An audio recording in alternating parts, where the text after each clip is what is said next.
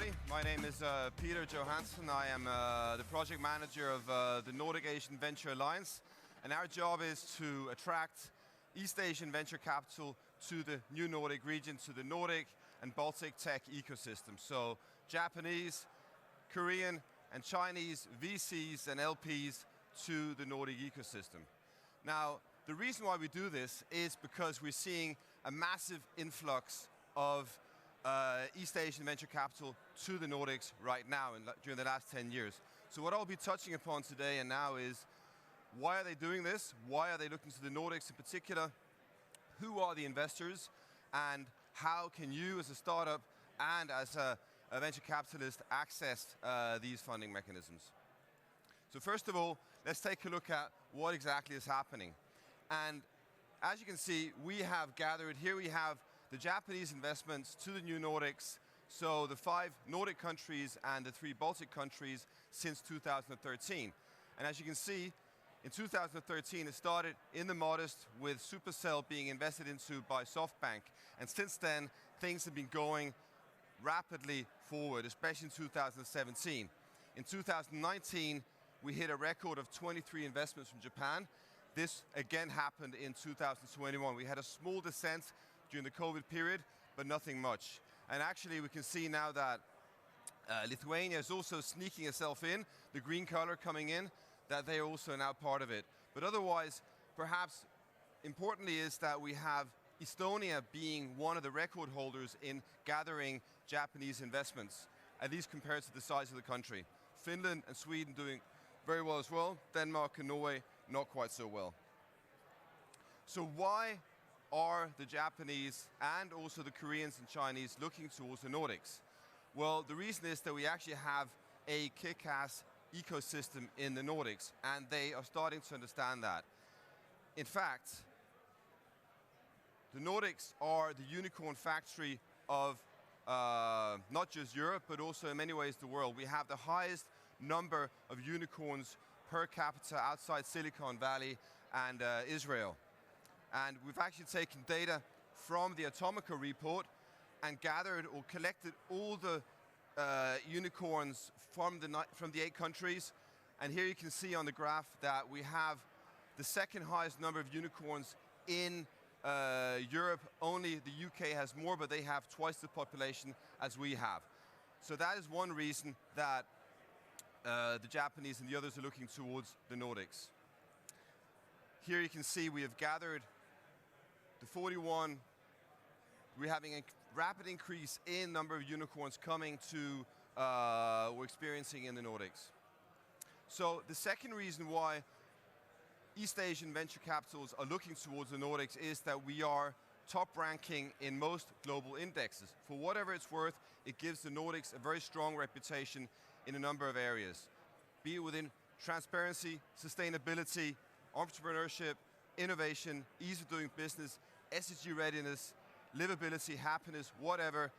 We are consistently ranking at the very top. And that is interesting for East Asian investors looking to relocate or expand into Europe, because why not choose the part of Europe that is most transparent, least corrupt, most politically stable, most affluent, and so on.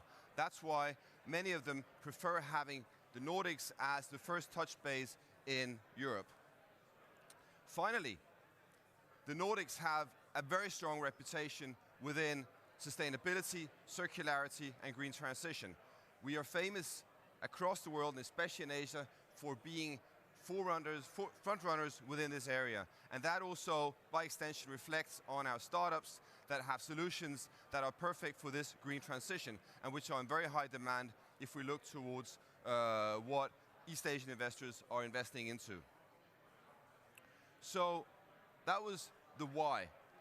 Who are these investors looking towards the Nordics? Again, if we narrow down and look at the Japanese investors, who are the most important of the group, we have analyzed more than 100 investments we've identified coming in from Japan to the Nordics. We've identified 62 different investors on more than 100 investments. However, the 3 top investors are Nordic Ninja, SoftBank, and Mistletoe. they constitute a third of all the investments happening. And by the way, you're always welcome to download any of these slides and infographics from our website. You can find it there and you can reuse them as you want. We can also find second-tier Japanese investments or Mitsubishi Group, which is covers many different kind of venture groups within the huge Mitsubishi Corporation, also the Sony Group and Itochu. If we look towards Japanese LP activity in the Nordics, we have so far identified 5 active Japanese LPs, or at least 5 Nordic funds that have received Japanese LPs. 2 in Denmark, 2 in Estonia, and 1 in Finland. So in Denmark by Founders and 2150 from Digital Garage and Woven Capital, which is part of Toyota. Terra Ventures from Itochu and Mistletoe. Torgate Ventures from Ilesco Ventures. And also Nordic Ninja, of course, the most important perhaps, with 4 Japanese LPs engaged: Omron, Panasonic, JBIC, and Honda. So we have gathered on our website all the Japanese, Korean, Chinese, and Hong Kong investments that have been flowing into the Nordics for the last 10 years. More than 200 investments happening. This table that we have here, which is open source, you can access it as you want, gives a very good impression of who are the active investors coming in from East Asia, which companies are receiving these investments, and they're all tech startups. And for example, can we see from Korea that we have the Korean infrastructure partners, which take about half the investments from Korea. We see that from China, it's Tencent that is very active. We can also analyze trends, what kind of trends is happening. For example, from China, we see a lot of activity towards gaming, which is in high demand, whereas from Japan, there's no real actual patterns happening. It's more a question of interesting startups across a long board of different technologies. Anyway, you're welcome to go to our website on nordicasian.vc knowledge, and you'll find all the infographics and all the investments and a lot more material if it's interesting for you. So how can you, as a startup or a VC, access these capital? Well, one thing that we've learned is that we have to, and it may sound banal, but 2 things we need to do. One is that we need to promote ourselves as a Nordic region, a cohesive region. That's the only way that we can get Japanese, Korean, and Chinese investors to look towards our region. Otherwise, they'll go to the UK or to Germany or to Spain. If we can stand together, all the 8 countries, then they'll find our region interesting enough to start traveling to places like TechChill and other tech festivals.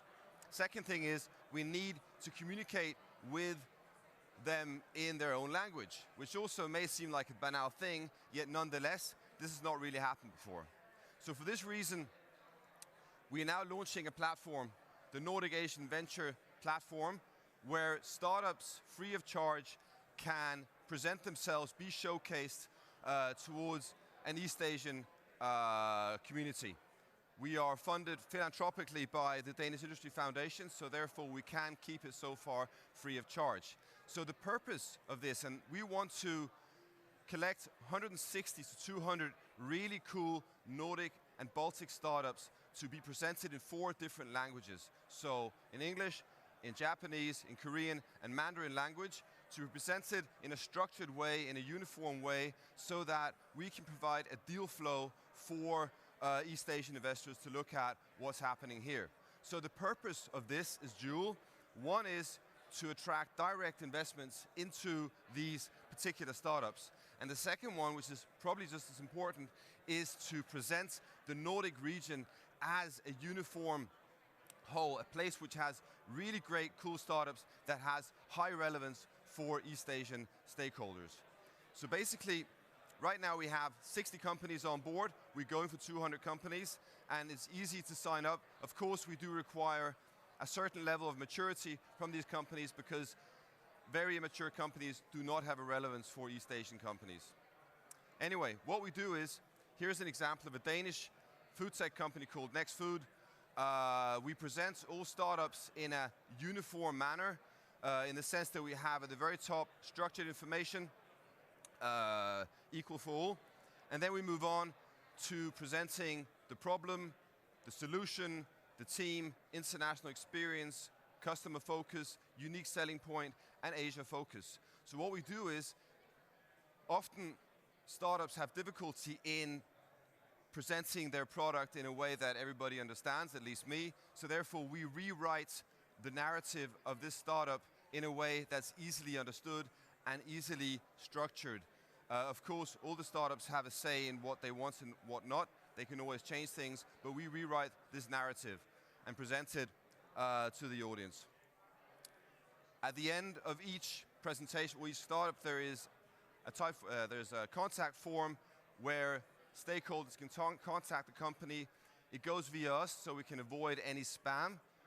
But otherwise, the conversation between the startups and any investor is their own matter. We do not involve ourselves in that question. So, moving ahead, we're now expanding this initiative not just to showcase startups, but also investors, because we realize that East Asian investors will probably, not always at least, want to invest directly into startups, but they would prefer to co-invest together with Nordic investors. So therefore, we're doing the same now for Nordic investors, that they can be showcased in a uniform and comparable way on the platform in 4 different languages and accessible to East Asian investors. We also, of course, realize that a digital platform does not stand alone. We need to make different investor delegations, both going out to Asia and also incoming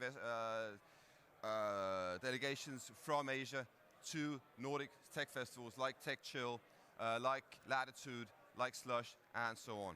So therefore, we also plan a number of delegations, and we also make a number of events, both webinars and physical events. We're actually going to Asia, to Korea and Japan in October with a delegation of 20 Nordic health tech startups, where we'll be presented towards investors.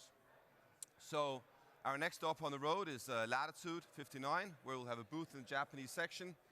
And with those words, I will complete this presentation. If you have any questions, you're welcome to ask me them now or afterwards. Thank you very much.